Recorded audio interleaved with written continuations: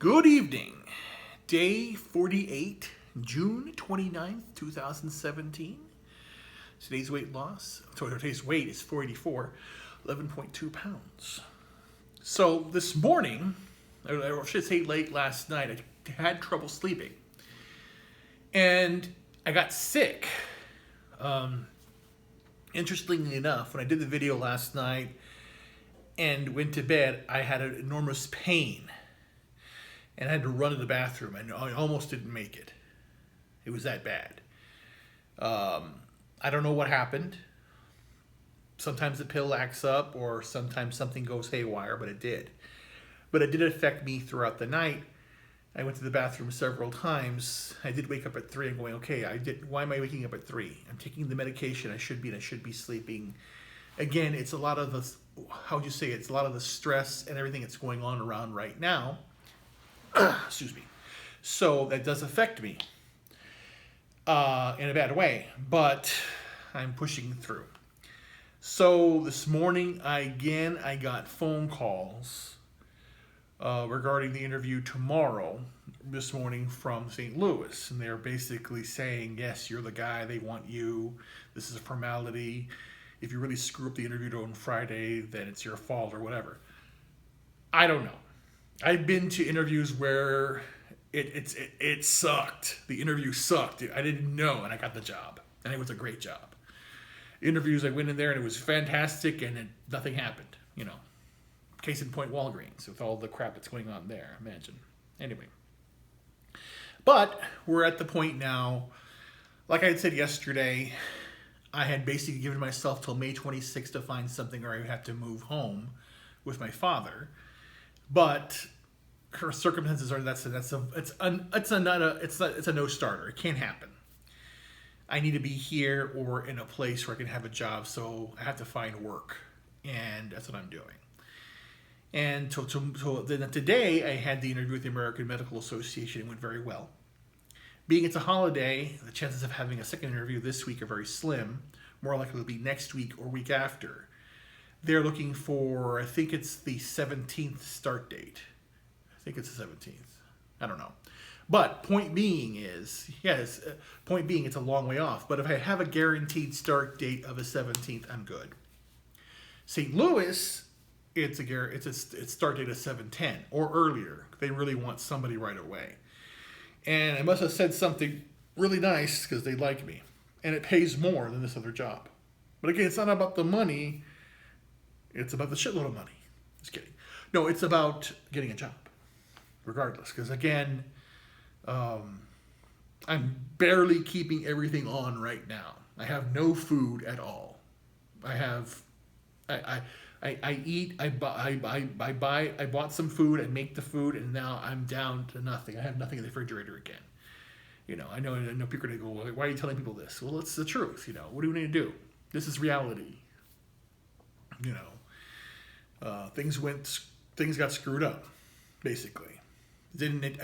I did not expect to get sick. And again, if I had not gotten sick, I would have had lots of money saved up. I'm a contractor, so if I have to take time off, I don't work. You know, instead of getting paid for 20 hours of work, I get paid for 20 hours of work, and I just, whatever. It's the way things are. And the way that I forecast my year, it's a 40-hour work week with no vacation. No, not one day off. And then I have to put in the holidays, of course.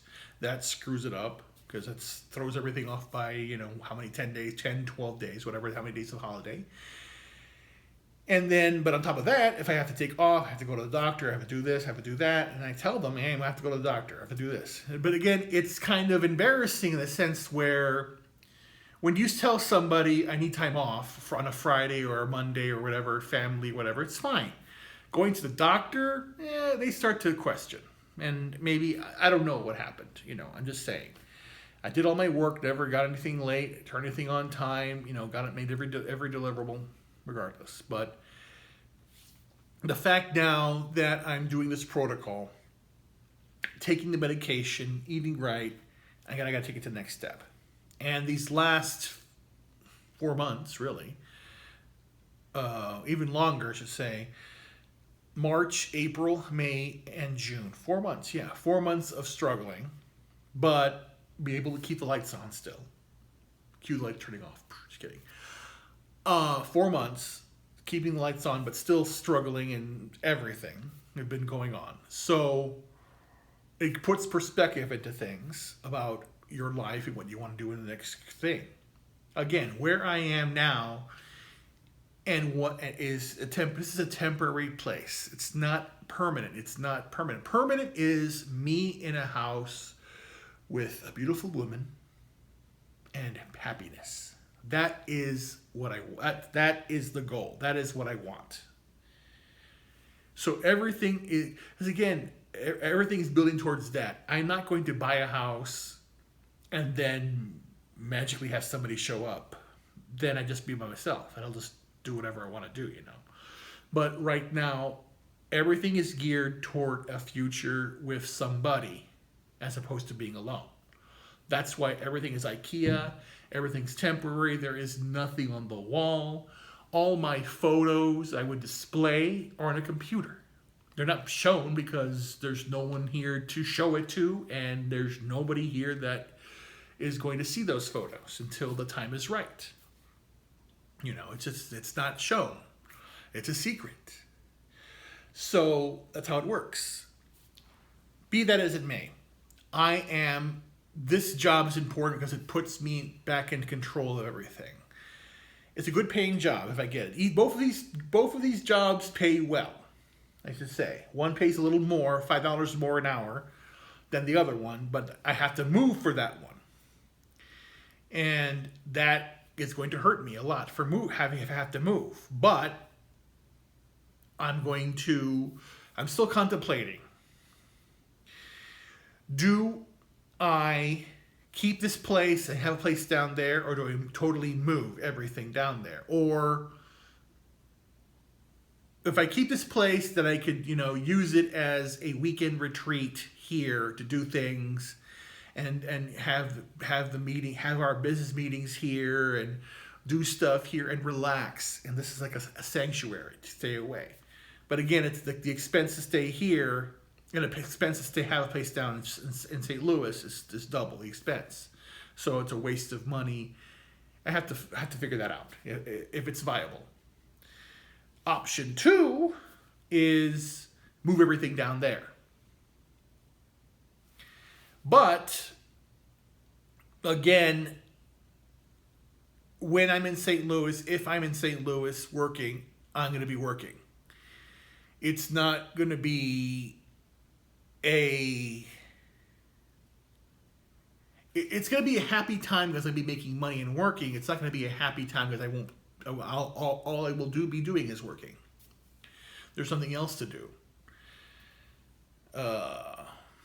And again, that's what I did last time. Between 2003 and 2009, or 8, I should say 8, 7, sorry, I'm getting all confused. Between 2003 and 2007, or 2002 and 2007, I'm getting it all confused. 2002 and 2007, I was on the road 100% of the time. I was a consultant, or I've been a consultant for companies since 98 all the way to 2009 and traveling. But I wasn't traveling all the time. I was literally flying. I was at the airport probably 4 or 5 times a week for 5 years. Literally. 2002, 3, 4, 5, 6, and 7. Yeah. I would be at the airport 5 times a week. I would fly to Minnesota. I would go to Ohio. I would go to Kentucky. I go to Texas or whatever. I would just travel all over doing that work. And actually did work in St. Louis for Amarin back in 2003, 2004, 2005, like I had mentioned. And then I took a job after that. I took a job out in Rhode Island and Boston. So I've done this before. but this time it's a little different personally for me. And what I did there is I just lived out of a suitcase. So to me, that is the logical thing to do. But that equates to me having a place here and me going there and then coming back on weekends. Or I could pack everything up, put into storage, and then have a place down there, but very small, a studio apartment, a nice studio apartment downtown, and just walk to work every day and just have something that's within walking distance. Because the one bad thing I did do when I was doing the consulting work is I would always eat out. I never really made meal at home. And again, everything was expense, everything was for a client, but it was just a bad way of doing things. Going out to dinner, doing this, doing that. I want to change that aspect of it because, again, I'm not getting any younger. I'll be 50 next year, 50 in March. There's a lot of things I wanted to do by 50, and I'm going to continue to do that. So it's been a lot of reflecting. Again, there was a reason why these past 4 months occurred, and there is a reason why this opportunity's come up. And people are telling me, well, are they going to pay for your expenses? They're going to do this, they're going to do that. Why do they have to go down there? Why do you need to be down there? And I'm going, okay, well, there's no choice now. It's either I starve to death and have no place to live and get evicted, or I take the job and do it. And again, I would want to stay here. 100%, I want to stay here. I want to play in the bands. I want to play in the orchestras I play in here. I want to do those things. And I have everything set up the way I have it. I'm already looking up cable and providers. They don't have Xfinity down there, and it's going to be very different. And I need to have my entertainment in the sense that when I'm not working and I'm just trying to do stuff. And I want to play the horn. I want to play the horn and do stuff down there or do something and just relax. But it's all about tomorrow. Tomorrow morning, 8:30 in the morning is my interview. And if I hear anything back from the American Medical Association, I'll consider that. I would rather have more than one option to go yes, no, this, and that. Because right now, I'm alone. I am literally, totally, 100% alone. I have, for all intents and purposes, I have no family. I have nobody.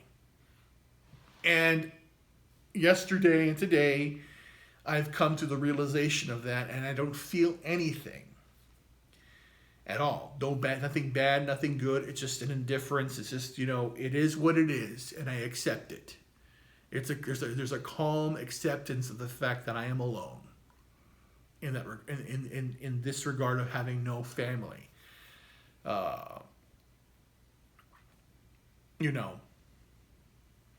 To tell your family that you're in the hospital and you're sick and you didn't know what was wrong. You couldn't move, couldn't walk. And this has been going on now since May of 2015 and building up. 2015, 2016 was a very bad year, and this year hasn't been that good either. But the worst year was 2016. But it's all been accumulating up with everything that's been going on. But still, taking the pills I'm taking, doing everything. And to have not one family member ask how I'm doing, call up, how are you doing? Do you need any help? Nothing. Zero. And then when I ask them for help, they basically say, impossible, can't be done. And this is after the fact that they basically said, well, we don't believe that you're sick. Send us documentation from your doctors to prove that you're sick, then we'll definitely send you some money to help out. And then doing all the legwork for 2 weeks to gather that information. And legwork means me getting up and doing it, which is hard on me enough to do that. Go out there and get the paperwork. Give them the paperwork, and then to basically have them say, no, we can't help. Then to find out that I'm not the only one they're doing that to, my younger brother has 3 kids, and they got all sick, and to also be treated with disdain and, well, we can't help you at all either. Family members helping, not helping. Interesting. But I'm not angry. It's just the fact that, okay, you've shown your true colors. You don't exist anymore. Goodbye. Basically, it's done. Because I take pride in what I've done in my life. Growing up back in 1999, my younger brother, he had finished his master's degree, going for his doctorate, and he needed a break. And my parents asked me, Paul needs a place to stay. Can he live with you? So Paul lived with me for almost over 2 years. And I did not once ask him for any money, because I respected my brother for all he had done in school, straight A's, gotten stuff. He needed a break. So he stayed with me. He just did his thing. He relaxed. And I wanted him to feel comfortable and relaxed. And he did. And then he went off to New York again, and then he went back to Laredo. And he's now married, has three kids. And and when he told me the story that his kids are sick and he can't afford to go to the hospital, because he's just because he's now has this PhD and he has to get out of that city. It just feels bad. It just hurts me that he's in this situation. And my other brother, again, the same thing. Back in 2003, my father and mother asked me that my brother, was it 2002? 2002. My father asked me to have Chuck stay with me. So he did. He stayed with me for 9 months. And in fact, if it weren't for him coming to live with me, he wouldn't be married to the woman he's married to. And to top that, upon that, I got him the job that he has now. 2004, I got a call if I knew anybody who would want to take this job as a dispatcher for computers and stuff, sending out just like an order dispatcher coordinator. And I said, sure, my brother, he can do that job. And he got that job. And he's had that job now, and he's now a PM down in Cincinnati. And he's been there, now he's on there like 15 years now, probably, right? More than that. And I got him that job. I don't ask him for any help either, because both my brothers are married and have kids, but the wives don't work. But regardless, to have your own son ill with a grave illness and he won't lift a finger is disturbing. But it's not. The situation is different than what you think. It's more sinister than you think. And then to have your grandchild, or in this case, it's to have your brother and to have your nieces and nephews sick, because there is someone controlling the funds and spending them on their own stuff. And then basically, let them do what they will. Let her do what she wants to do with the money. She's going to get her comeuppance at the end. I'm out of it. I don't care anymore. It doesn't matter to me. My soul is pure and good, and I'm going to continue to do what I'm doing. And I find the job, and they succeed at that. And do the oils and be successful there. So that's what I'm going to do. So tomorrow, 8:30 is my big interview. And I hope I get the job. And I can start to put things right by myself. So that's the whole point. The whole point for me is, if I do if I get the job and spend the next month packing everything up and putting in storage and only carrying what I needed to do for the next year, and then come back and forth. It's only like $70 on the train to come back and forth to Chicago, to come up here and to relax, do something or whatever,